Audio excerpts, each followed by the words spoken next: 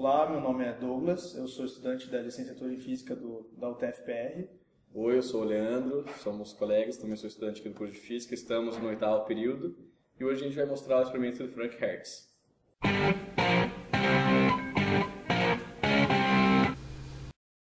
Bom, então hoje nós vamos apresentar para vocês o experimento de Frank Hertz.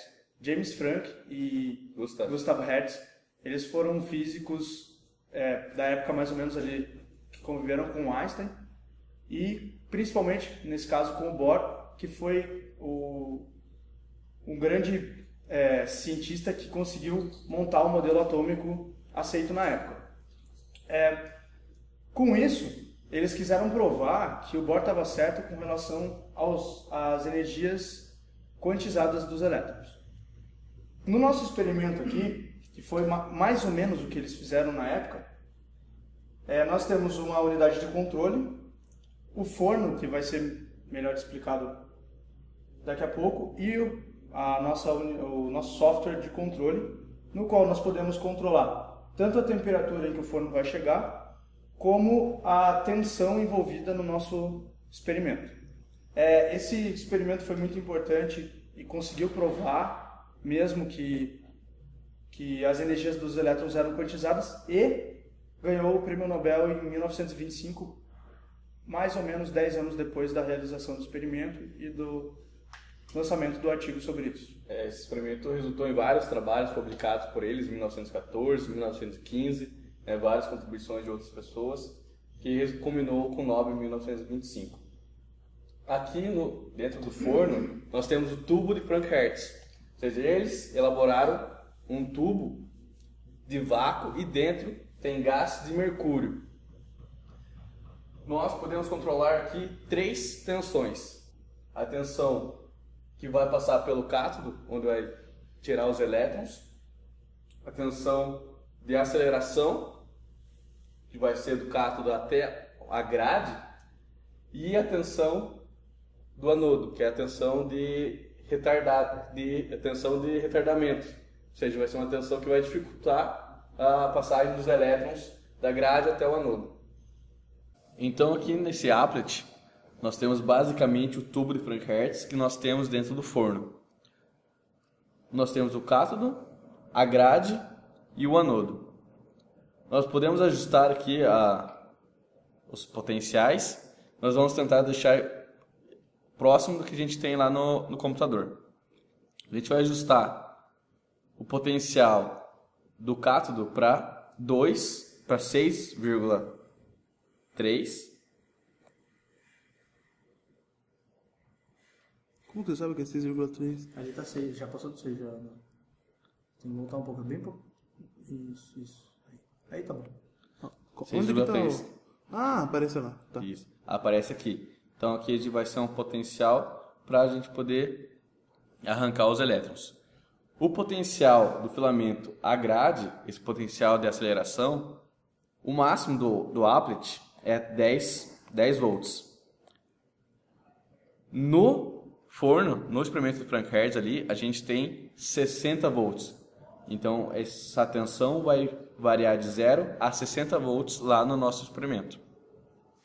A tensão de retardamento é 1,5 volts aqui no applet. No experimento nós temos 2 volts. Então aqui nós conseguimos ver melhor o que está acontecendo dentro do tubo.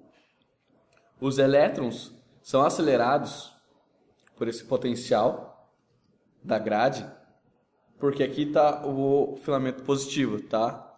O polo positivo do potencial. Ou seja, os elétrons são atraídos. E no tubo nós temos o gás de mercúrio, que estão em movimento pela agitação térmica. E quando o elétron colide com o átomo de mercúrio, há uma colisão elástica ou inelástica. Quando tem uma colisão elástica entre o elétron e o átomo de mercúrio, o elétron não transfere energia para o átomo. Então o elétron não perde velocidade, só muda a sua direção. Chegando à grade, e se ele conseguir chegar na grade com um potencial maior que o de retardamento, ele vai alcançar o anodo e vai nos mostrar uma corrente lá no computador. Quando o elétron atinge o átomo com uma energia de 4,9 volts, ele excita esse átomo de mercúrio. Ou seja, ele vai excitar o átomo de mercúrio para o primeiro estado excitado. E vai acontecer uma colisão inelástico, ou seja, ele vai transferir essa energia para o átomo de mercúrio e vai perder a sua velocidade. Ou seja, ele não vai conseguir alcançar a grade e nem o anodo. Ou seja, quando a gente vê essas explosões aqui, é os átomos de mercúrio sendo excitados e voltando ao seu estado de menor energia. O que nós conseguimos ver lá no forno, no tubo de mercúrio, é a luz sendo emitida. Ou seja, quando o elétron atinge esse átomo de mercúrio com 4,9 volts, é exatamente a energia para excitar o átomo de mercúrio para o seu primeiro estado excitado, que é equivalente à luz emitida a 254 nanômetros. Pela equação de I igual a lambda F, a gente pode fazer essa conta, e você vai chegar no comprimento de onda de 254 nanômetros, que é a faixa do ultravioleta. Ou seja, então, o gás, o átomo de mercúrio, está emitindo no ultravioleta. Então, o efeito que a gente vê lá no tubo, no experimento, é a luz sendo emitida na faixa do ultravioleta. Bom, então, para explicar um pouquinho do efeito de camadas que aparece aqui no experimento e que é aquele mesmo brilho que aparece ali no nosso aplicativo, ali no aplicativo a gente consegue a tensão de 0 a 10 volts e no caso aqui do nosso experimento a gente consegue de 0 a 60. Então, o que acontece? A gente dá uma energia para o elétron e quando ele chega ao 4,9 eletronvolts, ele excita o átomo de mercúrio com uma colisão inelástica.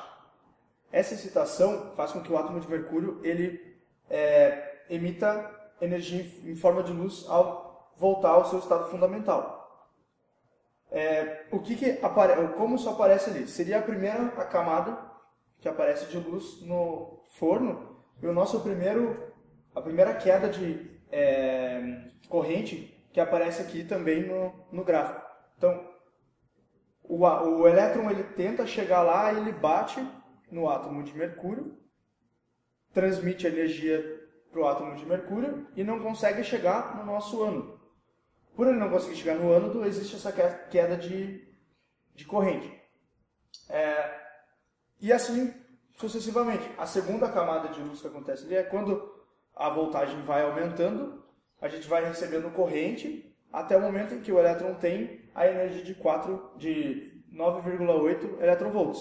Quando ele chega a essa energia, ele começa de novo a ter colisões inelásticas, transmitir a energia dele, e a corrente cai e forma-se mais uma camada de luz no forno. E assim sucessivamente até o máximo que a gente colocar de tensão ali no aparelho. Essas quedas de corrente significam exatamente as luzes que aparecem ali justamente porque o elétron não conseguiu chegar no ânodo. Então, finalizando nosso vídeo de hoje, que é sobre o experimento de Frank Hertz, cujo principal objetivo é mostrar que a matéria é quantizada. Então, nós mostramos aqui hoje, espero que vocês tenham gostado e até a próxima. Eu que quero agradecer vocês terem disponibilizado esse tempo aí pra gente para mostrar o experimento. Quero também já deixar um agradecimento aí pro professor Lenz, professor da DND, que sempre disponibilizam, né, o laboratório pra gente. E é isso, então. Valeu, galera. Até mais.